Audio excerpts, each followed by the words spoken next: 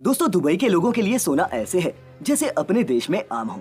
सोने की गाड़ियां और घड़ियां तो आपने पहले भी देखी सुनी होंगी, लेकिन दुबई के ये शेख सोने को पहनने से लेकर खाने तक में इस्तेमाल करते हैं। यहाँ सोना तोले के हिसाब से नहीं बल्कि किलो के हिसाब से बिकता है।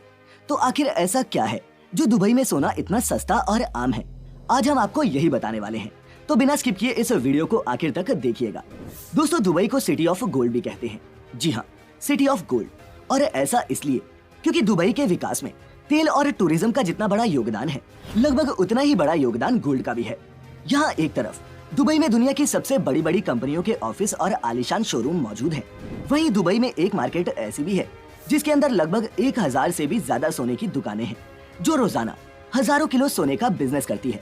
जी हाँ, हजारों किलो सोने का बिजनेस। लेकिन इस मार्केट का नाम हम आपको इस वीडियो के अंत में बताएंगे, तो वीडियो के साथ बने रहना। अब सबसे बड़ा सवाल ये उठता है कि आखिर दुबई में इतना सोना आ कहां से रहा है, और ऐसा क्या है कि दुबई के सराफा बाजार में सिर्फ मुनाफा ही मुनाफा है। दरअसल दोस्तों, दुबई साउथ अफ्रीका से बड़ी मात्रा में कच्चा सोना इंपोर्ट करता है और फिर उस कच्चे सोने से एक से बढ़कर एक खूबसूरत ज्वेलरी तैयार की जाती है। फिर दुबई की स्टैंप लगते ही इस ज्वेलरी का रेट दुबई में सोने के रेट के बराबर पहुंच जाता है। और ये यूं ही नहीं है दोस्तों, दुबई में तैयार हुई ये ज्वेलरी इतनी प्योर और दिखने में खूबसूरत होती है कि ये न सिर्फ दुबई में बल्कि दुनिया भर में बेची जाती है, जिसमें भारत और चीन सबसे आगे हैं। और इस तरह दुबई हर साल लगभग 1200 टन सोने का व्यापार करता है। दोस्तों, पूरी दुनिया में जितना गोल्ड बिकता है उसका एक सबसे बड़ा हिस्सा लगभग 29% सिर्फ दुबई का ही होता है। यहाँ सोने की मार्केट इतनी बड़ी है कि दुबई में गोल्ड सेक्टर में करीब 4086 कंपनियां काम करती हैं। और इस महामारी से पिछले साल दुबई ने 5,52,000 करोड़ रुपए से ज्यादा का गोल्ड बेचा था। अब ये तो हम सभी जानते हैं कि इंडिया में भी सोने का क्रेज लोगों के सर चढ़कर बोलता है। शादी से लेकर एनिवर्सरी तक हम भारतीय सोने का खूब इस्तेमाल करते हैं।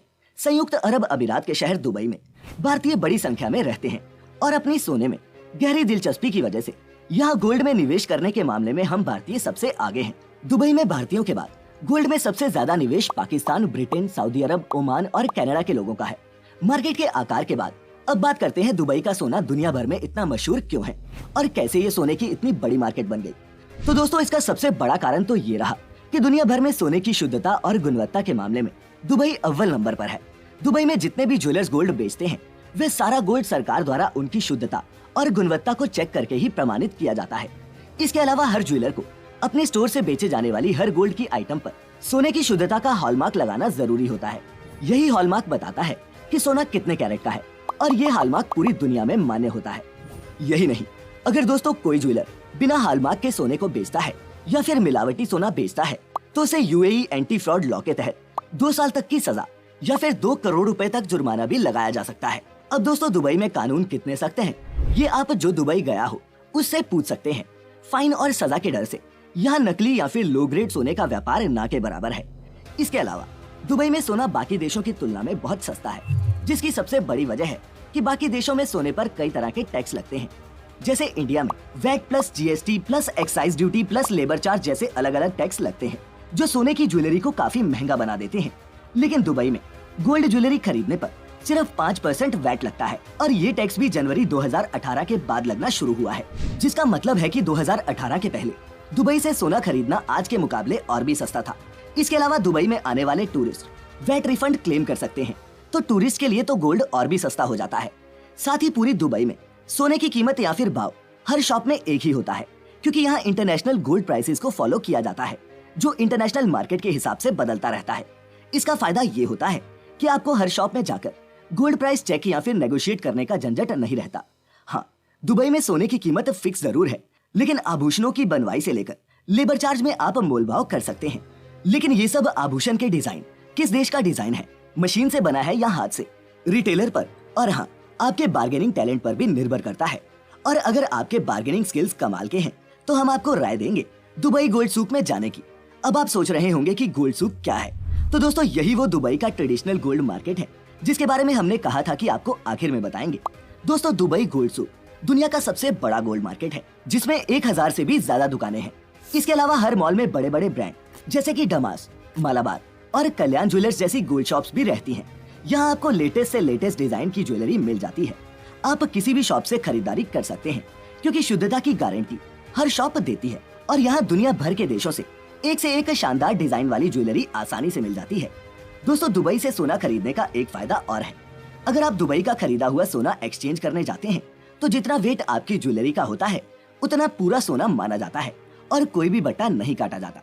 अब आते हैं मुद्दे की बात पर कि अगर आप खुद दुबई जाएं तो आप कितना सोना दुबई से ड्यूटी फ्री यानी कि बिना एक्स्ट्रा टैक्स दिए ला सकते हैं। तो दोस्तों, central board of direct tax and customs CBIC के मुताबिक कोई भी भारतीय यात्री जिसके पास वैलिड इंडियन पासपोर्ट है और 1 वर्ष से ज्यादा समय से विदेश में रह रहा है, वह दुबई से अपने साथ सोने की ज्वेलरी ला सकता है। लेकिन ये नहीं कि मन मुताबिक किलो के हिसाब से खरीदा और इंडिया में आकर बेच दिया। इस पर भी लिमिट है और आप दुबई से कितना सोना टैक्स फ्री ला सकते हैं, आइए जानते हैं। अगर आप पुरुष यात्री हैं तो इसकी लिमिट 20 ग्राम है या फिर जिसकी कीमत 50,000 रुपए से ज्यादा ना हो, आप इतनी ही गोल्ड ज्वेलरी ले आ सकते हैं। और अगर आप एक महिला यात्री हैं तो 40 ग्राम गोल्ड या फिर जिसका मूल्य 1 लाख रुपए से ज्यादा ना हो, इतने सोने के आभूषण आप ला सकते हैं। यही सेम नियम बच्चों पर भी लागू होता है। और अगर आपको दुबई से भारत इससे ज्यादा सोना लेकर आना हो तो आपको कस्टम ड्यूटी देनी होगी, जो पहले 10% थी लेकिन अब बढ़कर 12.5% हो गई है। लेकिन दोस्तों, इसका मतलब ये नहीं है कि आप कस्टम ड्यूटी देकर मनचाहा सोना ला सकते हैं। इसकी भी लिमिट है। अगर आप दुबई में 6 महीने से ज्यादा रुके हैं तो आप 1 किलो सोने को बार या फिर कॉइन के रूप में ले जा सकते हैं। और अगर इससे ज्यादा सोना लाना चाहेंगे तो एक्स्ट्रा सोने पर 36.05 कस्टम ड्यूटी लगेगी, जो उस सोने को भारत के मुकाबले भी महंगा बना देगी। तो कुल मिलाकर बात ये है कि दुबई से सोना खरीदना हर हिसाब से अच्छा है। तो आप जब भी दुबई जाएं, गोल्ड शॉपिंग जरूर करें। बस इतना ध्यान रखें कि अपनी खरीदारी का बिल अपने साथ रखें और हो सके तो गोल्ड पहन कर ही आए और ज्यादा होशियार ना बने। अगर गोल्ड लिमिट से ज्यादा हो तो उसे डिक्लेयर करें। अगर कोई सवाल या फिर कंफ्यूजन रह गई हो तो हमें कमेंट्स में पूछ सकते हैं। जो दुबई गए हो वो लोगों के इन सवालों के जवाब देने की कोशिश करें। उम्मीद है वीडियो आपको पसंद आई होगी। अगर हाँ तो इस वीडियो को लाइक करना और दिल खोलकर शेयर करना मत भूलना।